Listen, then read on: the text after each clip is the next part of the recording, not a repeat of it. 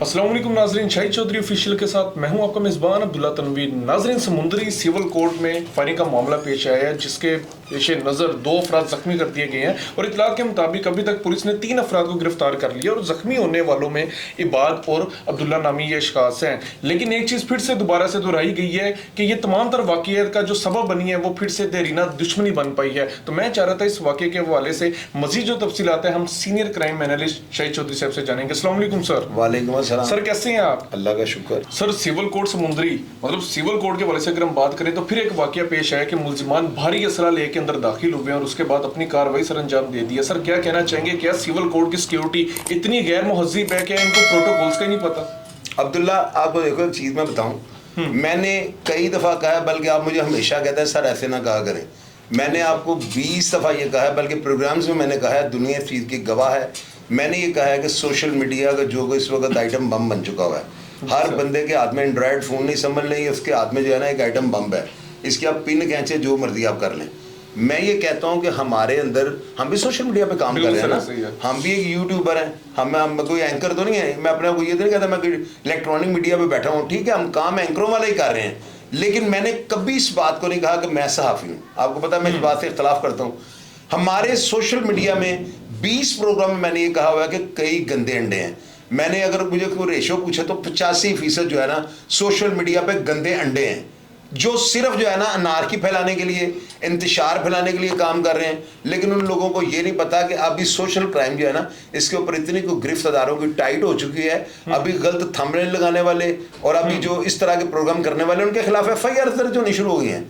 Special branch जो है ना इन लोगों को वॉच कर रही है। इन लोगों को नहीं पता कि इनके खिलाफ घेरा कितना तंग हो रहा है। सबसे पहले तो मैंने अपना एहतसाब किया और मैंने खुद को एहतसाब के कटहरे में खड़ा किया और अपने ही बैचमेट और अपने ही जो कुलीग्स हैं इनके बारे में कहा कि 85% गंदे अंडे हैं। इसी तरह अब्दुल्ला, सेशन कोर्ट के अंदर और जितनी भी लोअर कोर्ट्स हैं ना, इनके अंदर वकला बरादरी में भी बहुत ज़्यादा, अब मैं अगला लफ्ज़ नहीं कहूँगा क्योंकि मेरी अपनी फैमिली में बहुत ज़्यादा इस तरह के लोग हैं, जो मैंने अपने लिए लफ्ज़ इस्तेमाल किया है वो कितना सख्त है। लेकिन वो वकला पे फिर हाथ नरम रख के कह रहा हूँ, इनमें भी जो है ना 50 से ऊपर जो है ना वही हैं जो हमारे अंदर 85% है। ये जो वेपन अंदर जाते हैं ना, बगैर वकला की साजबाज के ये अंदर नहीं जा सकते। अच्छा, मैं आपको दावे के साथ कह सकता हूँ, बल्कि मैं इसका पोल खोलने के लिए ना अब मैं पता क्या करूँगा, मैं 2-3 दिन तक जो है ना लाइसेंसी अपने वेपन लेकर ना सेशन कोर्ट के अंदर जाऊँगा। सेशन कोर्ट के अंदर जाके किसी कोर्ट के अंदर जज साहब की अदालत के अंदर अपना वेपन दिखा के वीडियो बनाऊंगा। इसके बाद मेरे ऊपर FIR दर्ज होगी, कोई बात नहीं, लेकिन मैं आज इसकी जो है ना निशानदेही करने लगा हूँ। मुझे पता है कि सेशन कोर्ट के अंदर जो है ना, मैं एक आम सा आदमी हूँ, मैं कौन सा कोई स्पेशल पर्सन हूँ या कोई मैं बड़ा कोई नाम ने हाल के MP MNA का मिनिस्टर का रिश्तेदार हूँ। मैं एक आम सा सिविलियन हूँ। मैं 2-3 वेपन अपने बंदों को भी दे के अंदर ले जाऊँगा और आपने देखना वो अंदर जाते कैसे हैं। अब्दुल्ला, फिर आप मुझे ये बताइएगा फिर अदारों की कारकर्दगी पे सवालिया निशान है कि नहीं? बिल्कुल। फिर ये उतार के फेंक देंगे मेटल डिटेक्टर लगाए हुए, फिर ये तलाशियों पे 20-20 कांस्टेबल बैठे हुए, गेटों पे खड़े हैं संतरी, इनका क्या फायदा है? इनको चाहिए कि सबसे पहले जो है ना सेशन जज के पास पेश हो जाए और उनको कहें कि जनाब हमने किसी भी वकील साहब को जो है ना बगैर तलाशी के अंदर नहीं जाने देना, बगैर डिग्गी खुलवाए ऊपर नीचे से चेक किए करके ना, हमने अभी गन अंदर जानी है ना तो वकील साहब की जो है ना गाड़ी की आप उसकी स्टेपनी को उठाए नीचे गन लगा ले जाए। मैं देखता हूँ वकील बड़े की गाड़ी को कौन चेक करता है? किसी के बाप का बाप नहीं वकील साहब की गाड़ी को चेक कर सकता। और बाहर के मुल्कों में आप जाएं तो यही बड़े बड़े लोग, वो कला हो, सहाफ़ी हो, कोई भी हो, ये क्यों में खड़े होते हैं। और जो ये पाकिस्तान आते हैं, यहाँ पे आते हैं FIA के अंदर दफ्तर में जाते हैं और उनको कहते हैं कि मैं VIP हूँ, फौरी तौर पर इनका सामान भी पट्टे से उतर जाता है। पाकिस्तान के अंदर आके इन लोगों की सेहतें खराब हो जाती हैं। बैरून मुल्क जाके ये क्यों में खड़े होते हैं, 150-150 बंदा इनके आगे, मैं मास्को गया हूँ, वहां पे क्यू बनी होती है, 150-150 बंदा लाइनों में खड़ा होता है। मैंने नहीं देखा कोई बंदा क्यू तोड़ के आगे फ्रंट पे चले जाए। यहाँ पे आते हैं इनको सारी भलवानी उस्तादियां बदमाशियां नजर आ जाती हैं। जितनी देर तक तमाम वकला की गाड़ियों को चेक नहीं किया जाएगा, इनके जो है स्टेपनियों को निकाल के चेक नहीं किया जाएगा, नीचे वो शीशा लगा के नीचे वाली साइड पर अगर राइफल को आप सिलेंसर के साथ किसी काबले के साथ कस के लगा देते हैं तो अंदर जाकर आप निकाल लें, तो बड़े वकीलों की जो है ना शान के खिलाफ है।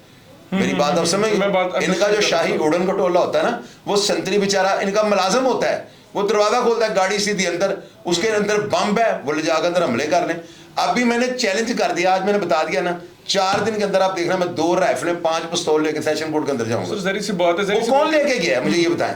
वो भी तो कोई बंदा ही अंदर लेके गया ना। अगर मैं लेकर जा सकता हूं तो कोई आम बंदा क्यों नहीं लेके जा सकता? मैंने चैलेंज कर दिया ना, मेरा प्रोग्राम ऑन रिकॉर्ड है, 4 दिन के अंदर आप देखिए मैं कितने वेपन लेके सेशन कोर्ट के अंदर चला। सर बिल्कुल जहरी सी बात है और ये चीजें मैं एक्सपोज करनी भी चाहिए, लेकिन सर एक चीज आप बताइएगा, जो ये यहाँ पे फिर वाकया पेश आई या दीगर जो इस तरह के वाकयात पेश आए हैं, आप क्या समझते हैं कि सिर्फ पुलिस का किरदार नहीं है, कहीं ना कहीं हाथ यहाँ पे वकला का भी है? वकला बरादरी जितनी स्ट्रॉन्ग होती है, उनको पता है हमें पूछने वाला कोई है नहीं, हम जिधर जो मर्जी कर दें। आप क्या समझते हैं उनका भी हाथ है सर इस चीज में? यार वकील हो ना, वकीलों के मुंशी होते हैं ना, इनको सब गेटों वाले जान रहे होते हैं, और गेटों वाले की जरूरत नहीं है वकील का मुंशी को चेक कर जाए।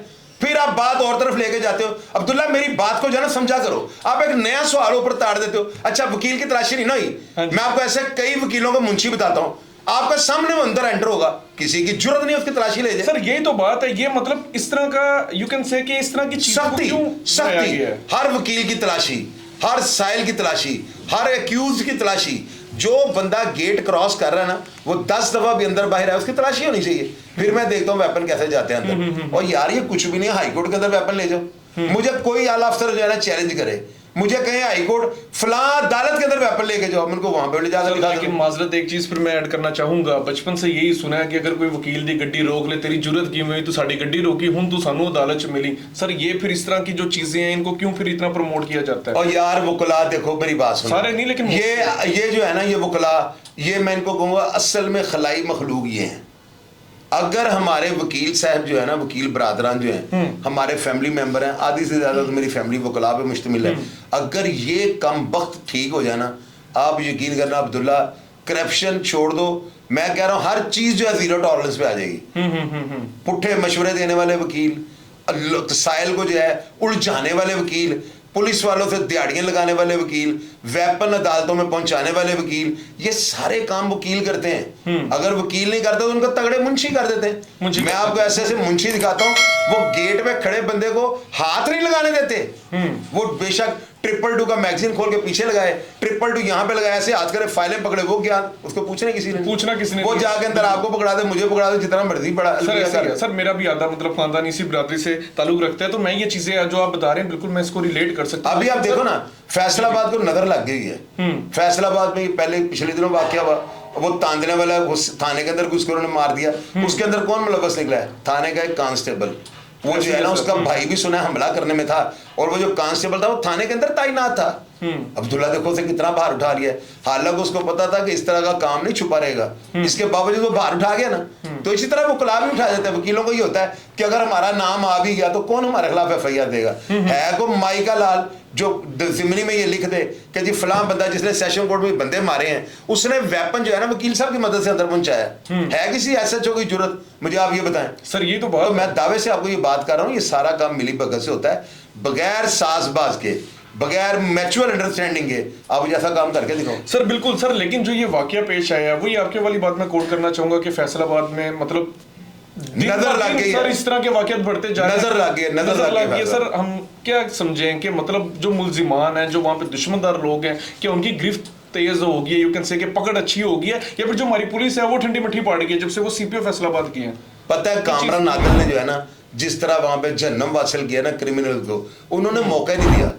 उनके जाते हुए देखो 2-3 वाकयात इस तरह के हो गए हैं। अब्दुल्ला मैं परेशान हो गया हूँ यार, देखिए लोगों को डर ही खत्म हो गया है। जितनी देर कामरान आदिल लगे हुए थे, आप ये देखो वहां पे जो है ना 5-6 भाई वो जो शाह थे, उन्होंने कितना वहां पे जो है ना G3 लेके उनकी रैकी की, स्पेशल ब्रांच ने उनको सोर्स रिपोर्ट बना के दी कि सर आप अपनी मूवमेंट को जो है कंट्रोल करें, आपके ऊपर अटैक होने लगा है। इसके बावजूद वो नहीं डरे। अभी वहां पे जो CPO साहब आए उनको चाहिए कि उनकी पॉलिसीज को देखें, और मैं कोई ये खुदा ना खास्ता अपनी तरफ से राय तो दे नहीं रहा हूँ, अगर उनकी इतनी गिरफ्त थी क्राइम को कंट्रोल करने में, उन्होंने हर क्रिमिनल की जड़ से जो है ना उसकी सोच को उखाड़ के फेंक दिया है, तो उनको चाहिए उनको फॉलो करें और उसी के मुताबिक काम करें। वरना फैसलाबाद जो है मुझे तो समझ ही नहीं आ रही, जिस दिन कब कामरान आदिल साहब को तबादला उनका किया गया वहां पे क़यामत सोज वाक़यात होने शुरू हो गए। ऐसी है सर, बिल्कुल आप सही कह रहे हैं। तो सर लेकिन एक चीज भी मतलब नोट करनी पड़ेगी, आपको इंटरव्यू मैंने सुना था, मैं फिर से एक चीज को हाईलाइट करना चाहूंगा कि उन्होंने कहा था कि दुश्मनदारी के हवाले से कि मैं कोशिश कर रहा हूं कि सुलह करवाई जाए, और एक बार फिर ये जो वाकया पेश आया ये भी सर कहा जा रहा है कि देरीना दुश्मनी के बाइस आया।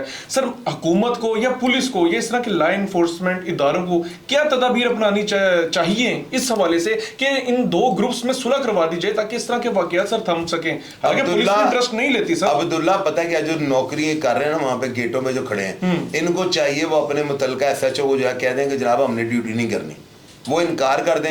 एसएचओ पूछे भी आप क्यों ड्यूटी नहीं करनी चाहते, वो जाके कहें कि जनाब हमारी वहां पे वैल्यू कोई नहीं, वहां पे वकील का मुंशी आ जाए मुझसे नहीं चेक कर सकते।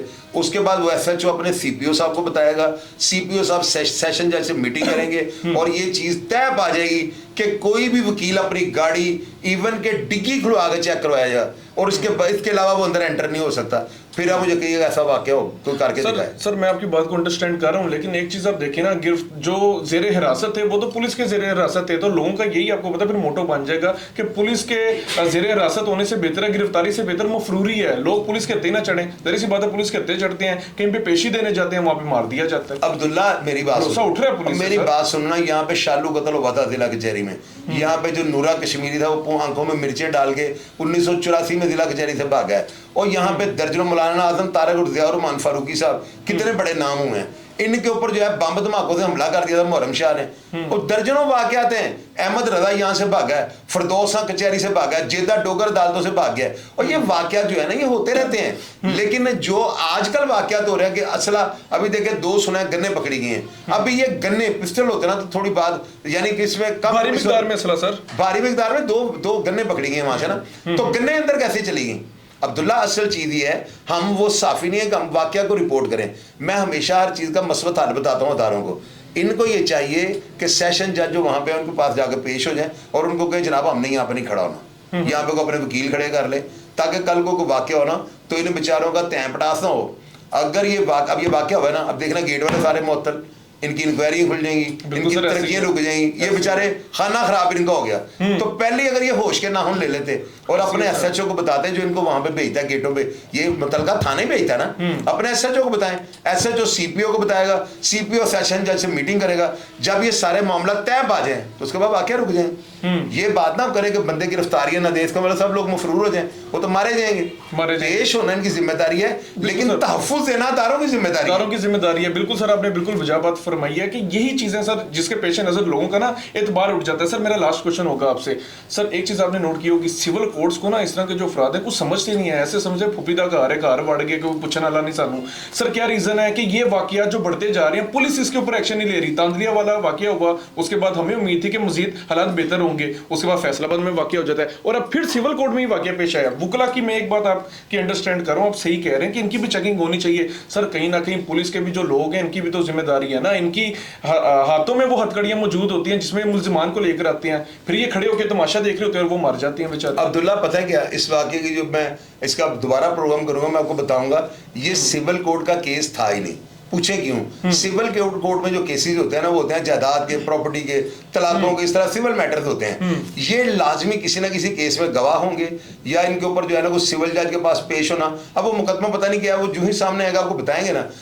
ये जो सिविल कोर्ट होता है ना, यहाँ पे मुलाजिम अक्सर गफलत और लापरवाही कर जाते हैं, क्योंकि उनके ज़हन में ये बात होती है यहाँ पे कौन से कोई दुश्मनदार आ रहे हैं, यहाँ पे कौन से कोई दुश्मनों वाले बंदे। अभी मुझे ये समझ नहीं आ रही कि ये, क्योंकि मेरे पास FIR नहीं है ना, अब इसके ऊपर रिसर्च करते हैं प्रोग्राम। ये तो ब्रेकिंग न्यूज़ है जो हम लोगों को दे रहे हैं और लोगों की अवेयरनेस के लिए सारी बात खोल के बता रहे हैं कि यार इस वजह से वेपर अंदर गए हैं। सिविल कोर्ट में क्रिमिनल का जाना मेरी समझ में नहीं आ रहा, लेकिन सिविल कोर्ट की जो है ना सिक्योरिटी नाकस होती है, क्योंकि वहां पर क्रिमिनल जाते नहीं है। ये सिक्योरिटी लैब्स हैं जिसका फायदा उठा के क्रिमिनल अंदर चलेंगे। बिल्कुल नाजरीन, ये हमारा आज का प्रोग्राम था। वुकला के हवाले से जो शाहिद चौधरी साहब ने बात की, बिल्कुल ऐसी है। ज्यादातर इसी तरह के यू कैन से के लोग होते हैं जिनसे पूरी वुकला कम्युनिटी जो है, हमारी बहुत से ऐसे वकील भी हैं जो कि बड़ा बड़ा अच्छा काम भी कर रहे हैं, अपनी जान हथेली पे रख के केसेस लड़ते हैं, लेकिन इन तमाम अफराद के ऊपर एक गंदा धब्बा आ जाता है कुछ गिनौने लोगों की वजह से। इसी तरीके से पुलिस के हवाले से भी अगर हम बात करें तो कुछ अफराद ऐसे हैं जिससे पूरे महकमे के ऊपर उंगली उठ जाती है। बाकी नाजरीन, ये जो केस है इसकी मजीद इंशाल्लाह ताला हम रिसर्च करेंगे और हम जानने की कोशिश करेंगे